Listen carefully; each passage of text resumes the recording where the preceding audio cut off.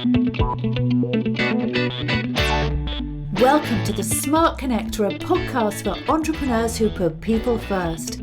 If you haven't done so already, hit that subscribe button to make sure you never miss an episode. In our podcast, we'll be looking at the power of authentic connection and how it can build your business success. We feature interviews with leading entrepreneurs and offer strategies to bring power to all your relationships, including the one you have with yourself. Be a smart connector too, the architect of your amazing business and life.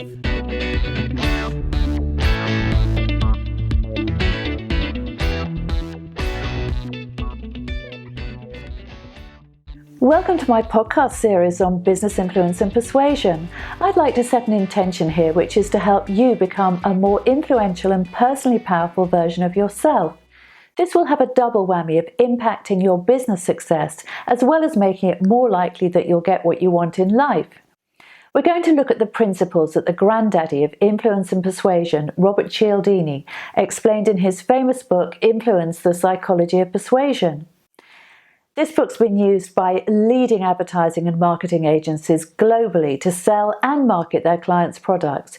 Because in business, you have to understand why people say yes and know how to apply this knowledge. This will truly lift you higher in business and life, getting you the results you dreamed of. And what could be better than that?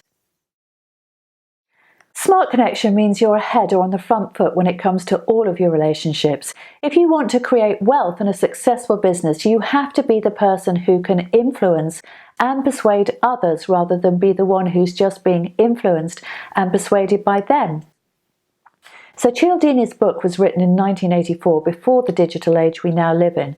Although the principles are still relevant, the case studies belong to a different era.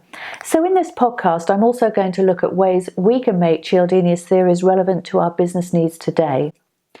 If you're an entrepreneur, you're likely to be people and action orientated with great ideas, intelligence, and a passion for your business. But for sustained momentum and success, you must learn the art of influencing others. Influence moves people towards the priorities, buying decisions, and behaviors that align with yours. It's different to awareness in that it's not just about people knowing who you are. It makes them actively want to engage with you in the belief that by doing so, their lives will be wealthier, more healthy, or happy. Most important of all, it makes them want to buy your products, services, or you. In business, this is what makes the difference between success and failure. You have to get people to buy your stuff, or you have a hobby rather than a business. So let's get into it. We're going to look at Cialdini's 6 pillars of influence and how they can build your success. We'll start with reciprocity. When someone gives us something, we naturally feel obliged to return the favour. Someone invites us to dinner and we bring them wine or flowers. Someone invites our child for a sleepover and we invite theirs in return. This is a great way to build what I call social capital, in other words, a supportive social network. In business, this also improves outcomes. For example, some studies conducted in restaurants showed that a single chocolate at the end of a meal typically increased waiters' tips by around 3%. The same studies also found that if the gift was doubled and 2 chocolates were provided, this quadrupled instead of doubled tips.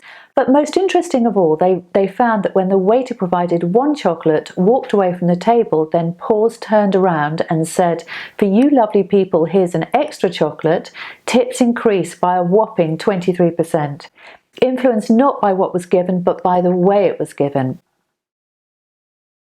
Imagine now if rather than being a waiter hoping to get a large tip, you're an entrepreneur who wants the best possible outcome for a deal you're involved in. Follow this rule, find out what truly matters to the person you're dealing with, and every time you contact or speak to them, look to create value first by acting on this.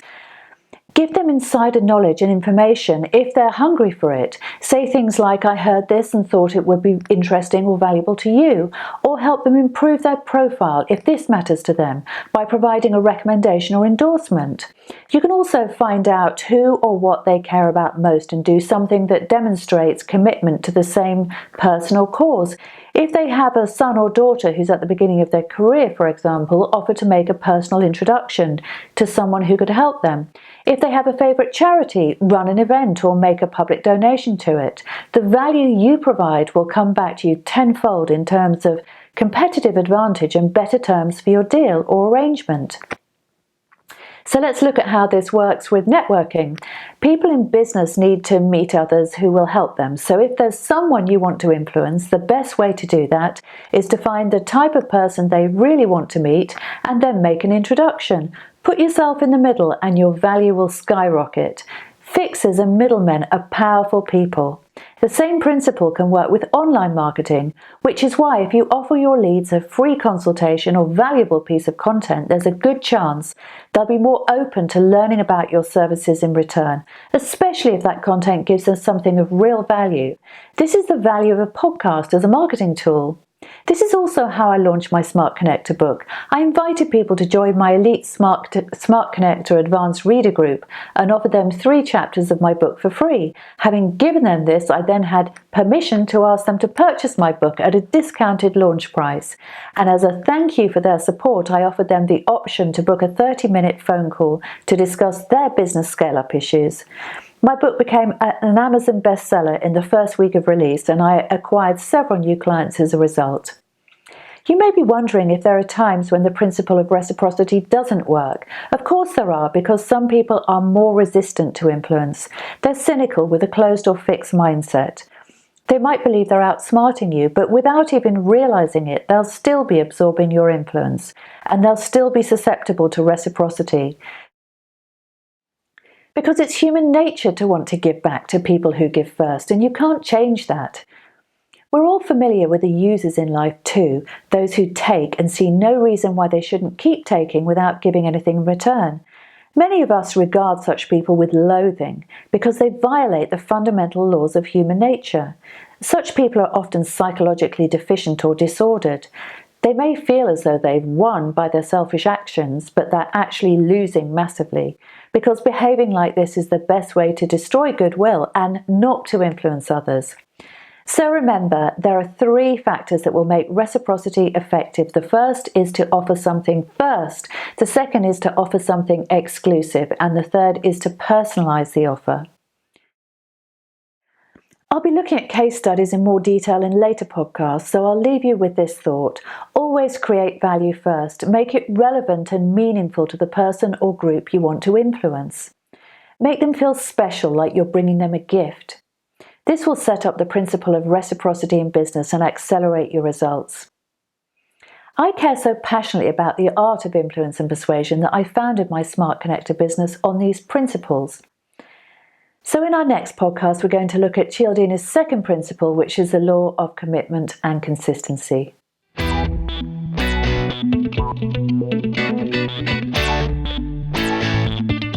Thank you for listening to the Smart Connector podcast. I invite you to follow me on social media or go to www.janebayler.com to book a discovery call and learn about our exciting mentorships, masterminds and retreats. I look forward to seeing you on the next episode.